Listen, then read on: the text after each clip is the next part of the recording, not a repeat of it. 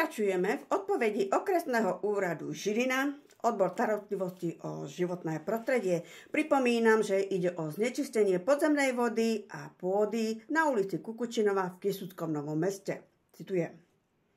Vzhľadom na to, že sekundárny zdroj kontaminácie spodnej vody ešte stále aj v terajšej dobe pretrváva, na základe tohto znečistenia Ministerstvo životného prostredia vypracoval plán prac na odstránenie tejto záťaže a dobre počúvajte a podržte sa, ktorý bol schválený ešte v roku 2019. Je rok 2025, tuším. Ministerstvo životného prostredia v súčasnej dobe zabezpečuje riešenie. Citujem. Postup a metóda prác bude spresnená na základe výsledkov podrobného geologického prieskumu spojeného s analýzou rizika. Plán prác potrebuje harmonogram jednotlivých úvodzovkách, doslova je to tak napísané, v úvodzovkách krokoch, ktoré je potrebné uskutočniť pre splnenie cieľa sanácie. Zabezpečuje sa to už 6 rokov. Obstaranie zhotoviteľa geologického prieskumu. Pre Slovensko je skutočne nemožné zohnať jedného geológa. Nemáme tu ani jedného, totižto všetci chcú byť ITčkári. A pozvať niekoho zo zahraničia, tak na to naozaj nemáme finančné prostriedky.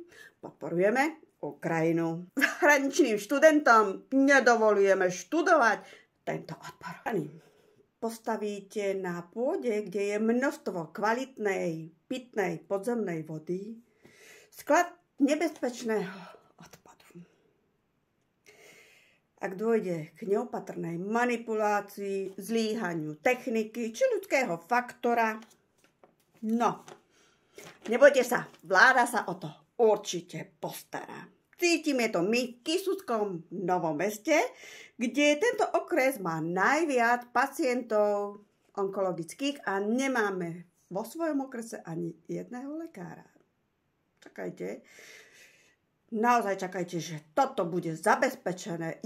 Či bude zabezpečená ochrana vody či pôdy a vášho zdravia, koniec koncov.